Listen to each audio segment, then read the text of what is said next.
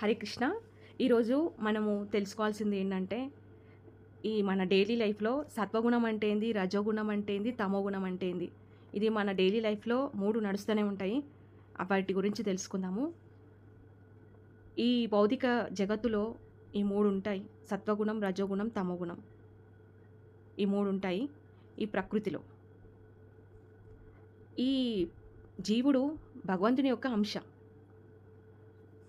సచ్చిదానంద స్వరూపుడు. సత్ అంటే శాసించువాడు, చిత్ అంటే సంపూర్ణ జ్ఞానము, ఆనందం అంటే ఆనందం కలిగినటువంటి స్వరూపం జీవుడిది. ఒక ఎగ్జాంపుల్ చెప్తాను. వర్షము చాలా పవిత్రమైనది, చాలా నీట్గా ఉంటాయి వాటర్.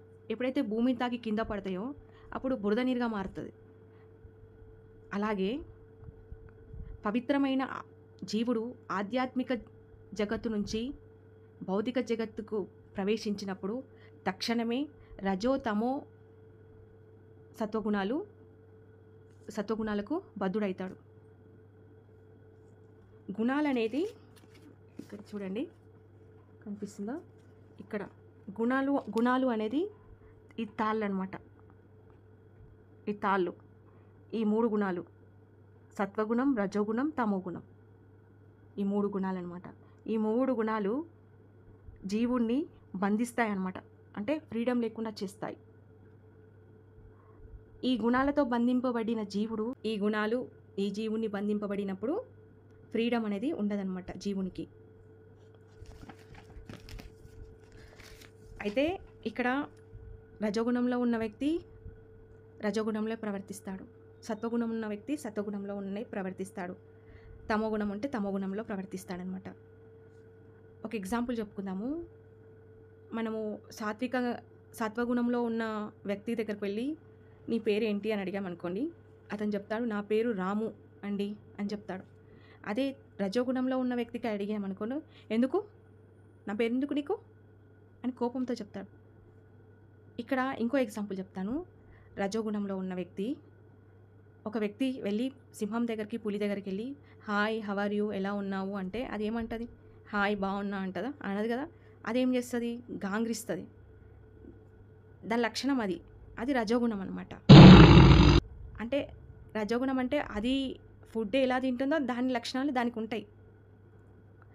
అదే సత్వగుణంలో ఉన్న ఫుడ్ తింటే సత్వగుణం లక్షణాలు వస్తాయి. ఇంకొకటి తమోగుణం అంటే తమోగుణంలో వెళ్ళి ఒక వ్యక్తికి వెళ్ళి అడిగినాం అనుకో, నీ పేరేంటి అని అడిగితే నా పేరు చెప్పాలా, నా పేరు రాము అని అంటాడు. తమోగుణం అంటే డల్నెస్, లేజినెస్ అనమాట. ఇక్కడ గుణాలను బట్టే జీవుడు ప్రవర్తన ఉంటుంది. ఎందుకు ప్రవర్తిస్తాడు అంటే ఈ గుణాలను బట్టి జీవుడు ప్రవర్తిస్తాడనమాట. ఇంకొక ఎగ్జాంపుల్ చెప్తాను.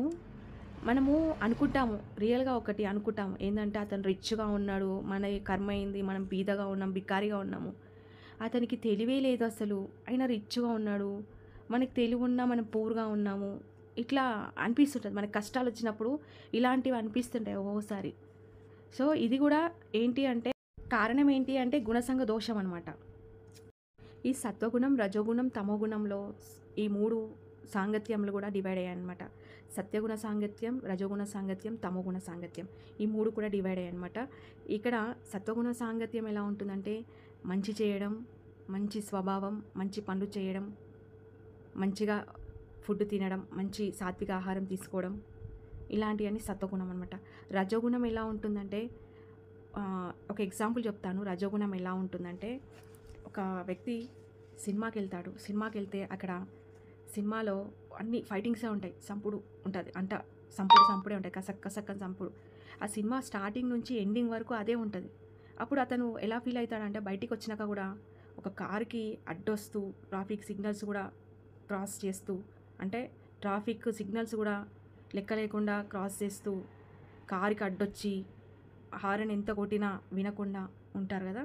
అప్పుడు ఒక్కసారి ఏంది ఇట్లా అని ఇట్లా చూపించేలోపు అతను కోపంతో ఇట్లా ఊస్తాడు. అది రజోగుణం. ఇక అప్పుడు ఇతను అనుకోవాలి, ఇక ఏమనుకోవాలంటే సార్ వద్దు, ఈయన సినిమా చూసి వచ్చినట్టున్నాడు అని అనుకోవాలి, ఇక అంతే.